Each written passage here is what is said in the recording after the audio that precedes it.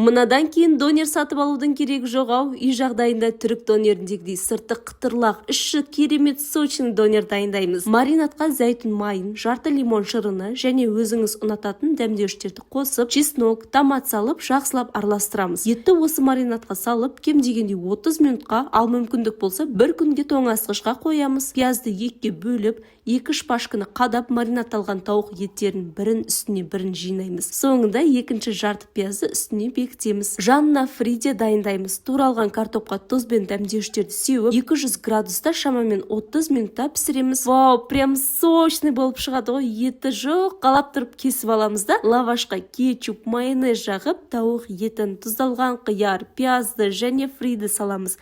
Жақсылап орап алған соң, табаға 2 бетін қызартып, еттен қалған тұздықты жағып аламыз. Рецепті сақтап алып, жасап көріңіздер. Видеоға лайк басып, парақшаға тіркелуді ұмытпаңыз.